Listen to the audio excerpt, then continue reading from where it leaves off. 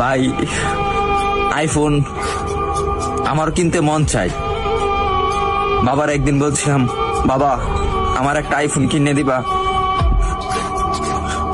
বাবা আমার দিকে তাকিয়ে বলতেছে, বাবা তোর একটা ফোন কিনে দিতে খুব ইচ্ছা করে, কিন্তু আমি 400-500 টাকা কামাই করি, রিক্সা চালাই, তোর আইফোন কিভাবে কিনে দেই?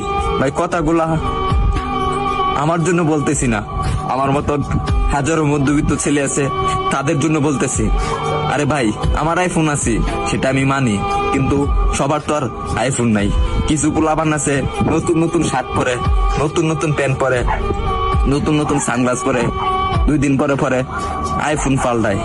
তাদেরকে উদ্দেশ্য করে বলতেছি, ভাই আমরা গরিব মানুষ, ভাই আমরা দিনের না দিন খাই, আমরা আইফোন কিনবো ভাই, কারণ 3 বেলা তো ঠিক মতন খাইতে পারি না।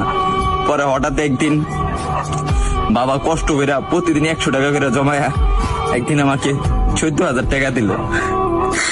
14,000 টাকা দেওয়ার পরে একটা আমি 6S কিনলাম। 6S কেনার পরে আমি ভিডিও শুরু করলাম।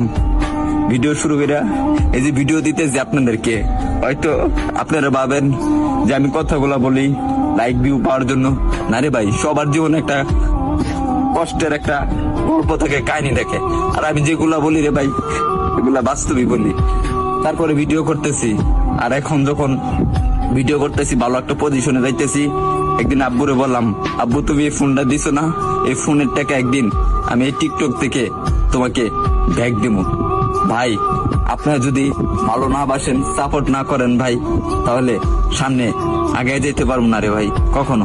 আপনারা একটু ভালোবাসা দেন, তাহলে আমি একদিন অনেক বড় হমু ভাই।